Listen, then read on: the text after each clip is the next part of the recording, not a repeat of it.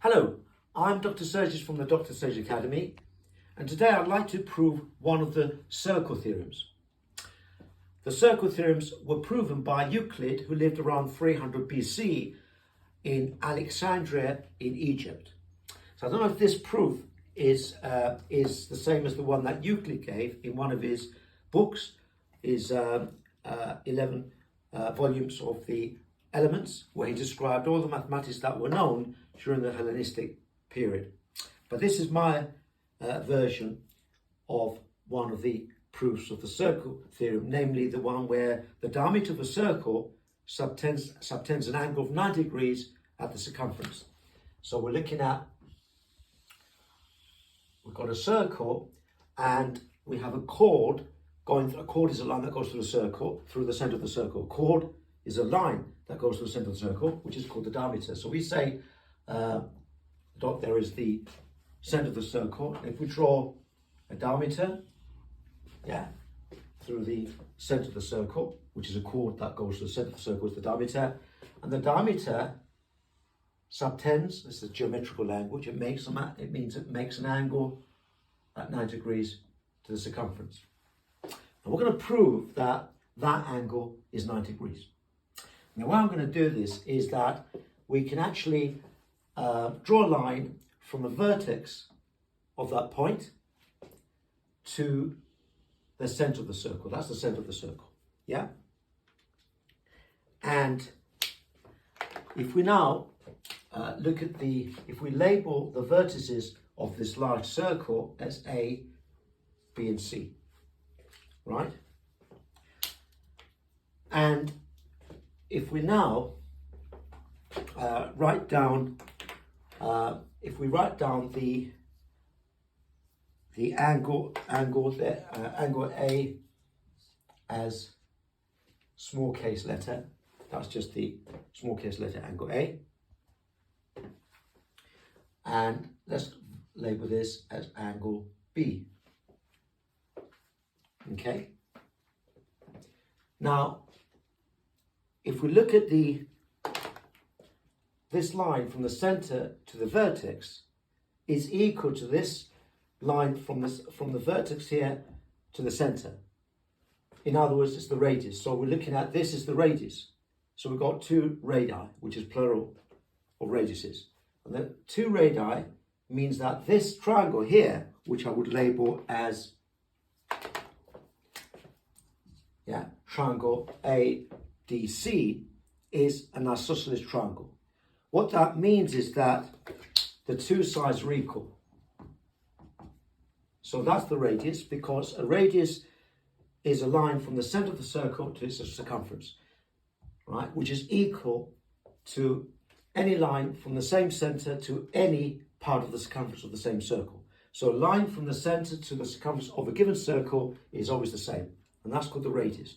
Therefore, this triangle ADC is isosceles, which means this angle A must be the same as B. A equals B, right? Therefore, because they're equal, the base angles are equal in an isosceles triangle. Just to remind you, for those that are not familiar with isosceles triangles, if you've got two sides the same, we can show that the base angles, that is the angles at the bottom, are also the same. Of course, this angle will be different, so I'll give it a different letter, right? So that's called an isosceles triangle. And in our diagram, triangle ADC and triangle BCD are both isosceles because we have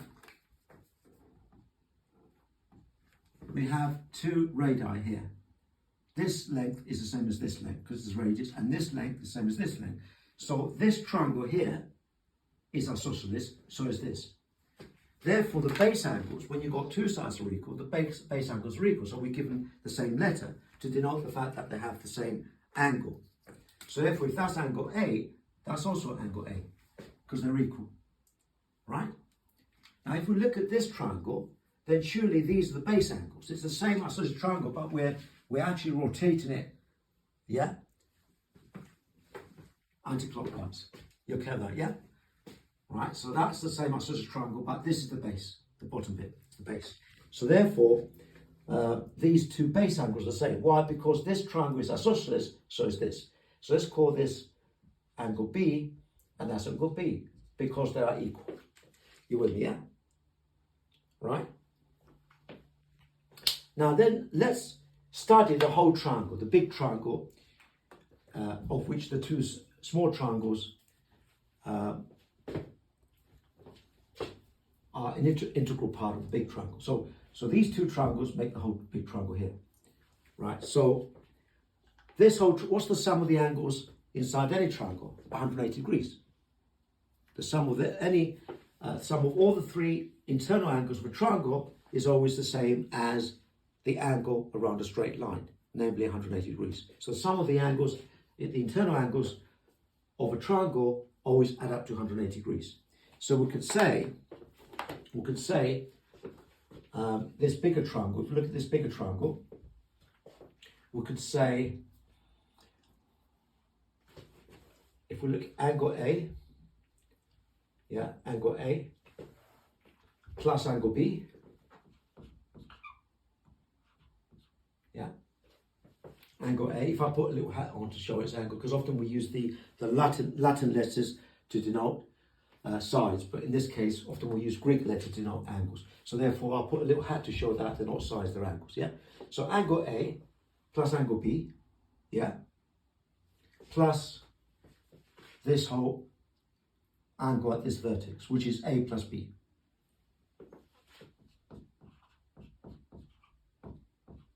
So we can actually bracket these two. So we're looking at the bigger triangle now, yeah? The bigger triangle of which these two isosceles triangles are composed of, yeah? So we look at the bigger triangle. So this angle A, this bigger triangle, which is triangle A, B, and C. This angle A plus this angle B plus these two angles make up this vertex of this bigger angle, A and B.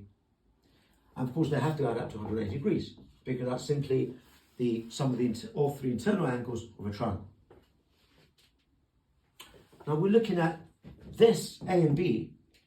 The sum of these two angles is exactly the same as this, yeah? So these are the same. So therefore, we could say twice A and B. We can write it like this. Is 180 degrees. Now we want to find what A and B is. We want to prove that A and B is a right angle. So with just a simple elementary algebra, divide both sides by 2 in an equation, which is general arithmetic called algebra. So general arithmetic is known as algebra. It's about balancing equations. So if we divide both sides by 2 to make A and B the subject, A and B, 2 divided by 2 is 1. So angles A and B, 180 divided by 2 is 90 degrees. So from this simple analysis, we've verified that the angle that the diameter makes with the circumference, yeah, or otherwise phrased that geometrically that the angle the diameter subtends at the circumference, A plus B in this case, we labelled it as, is 90 degrees. So that proves that so this is the proof that the diameter, we use the geometrical language, diameter of any circle subtends, means makes, yeah. That's the verb we use, means makes the angle, the circumference. Proof that this is the proof that the diameter of any circle subtends an angle of 90 degrees at the circumference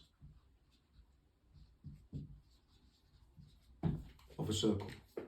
I hope you've enjoyed this proof. Thank you.